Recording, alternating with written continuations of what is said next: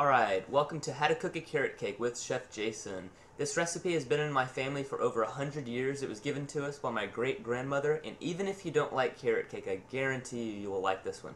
Alright, here's a quick overview of the ingredients. There's a lot of them, and they're going to be coming quick, so you might need to write them down. You'll need 2 cups of flour, 2 cups of granulated sugar, 2 teaspoons of cinnamon, half a teaspoon of salt, teaspoon of baking powder, 2 teaspoons of baking soda, 4 eggs, vanilla extract, 1 1/2 cup of vegetable oil, a bag of whole carrots, 1 cup of pecan pieces, a 16-ounce box of powdered sugar, 8-ounce package of Philadelphia cream cheese, 1 stick of butter, and 3 round baking tins. You need to get the cake variety, not the pie kind. For our first step, we're going to preheat our oven to 350.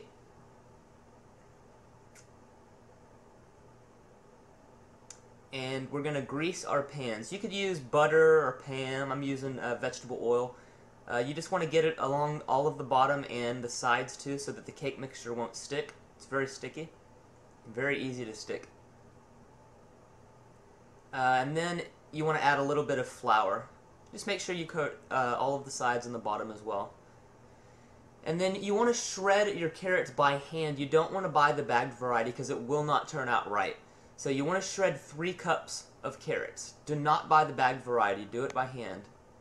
Now we're going to mix our dry ingredients. We've got our 2 cups of flour right here, our 2 cups of sugar, our 2 teaspoons of cinnamon, our half a teaspoon of salt,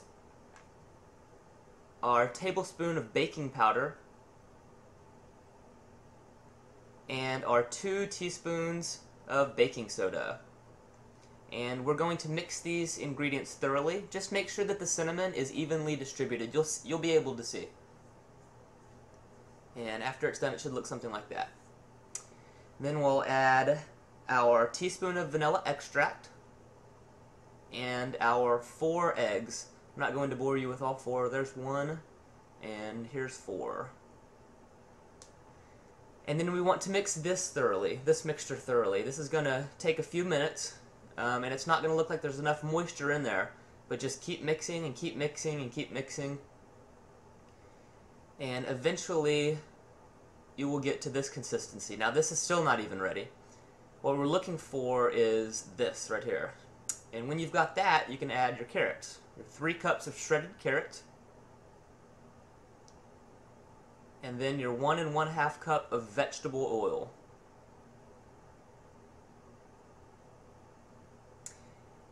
And you're going to need to beat this too so that the carrots and the oil are evenly distributed. You'll be able to see whenever you get to this consistency right here where they are evenly distributed, then you're ready to put the cake mixture in your pans. Just try to get an even amount in all 3 pans. If one's a little bit bigger than the other, it doesn't matter. But try to make them as even as possible. And try not to spill it on the counter, as I did. Now we are ready to put our cake mixture in our preheated oven, 350 degrees.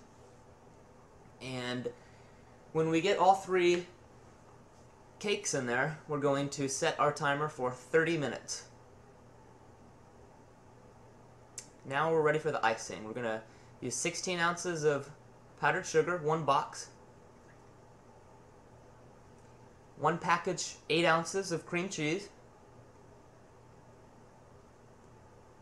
stick of butter, some vanilla extract, a teaspoon,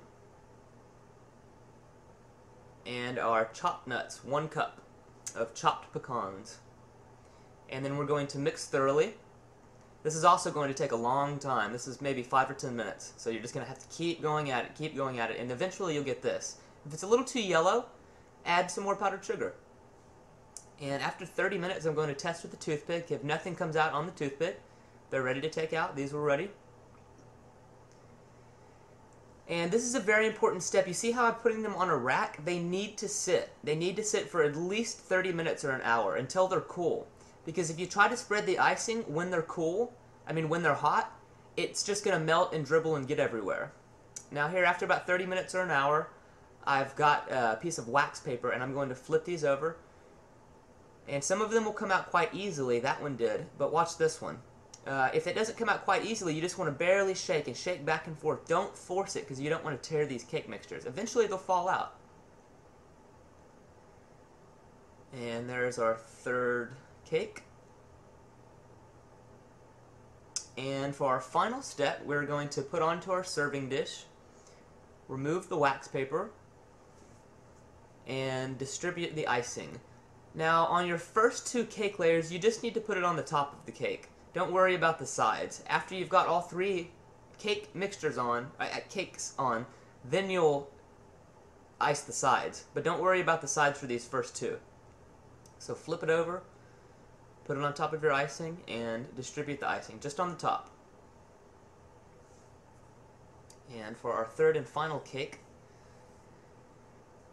we're going to distribute on the top, and then we're going to ice the sides. It makes it so much easier if you wait until the third cake.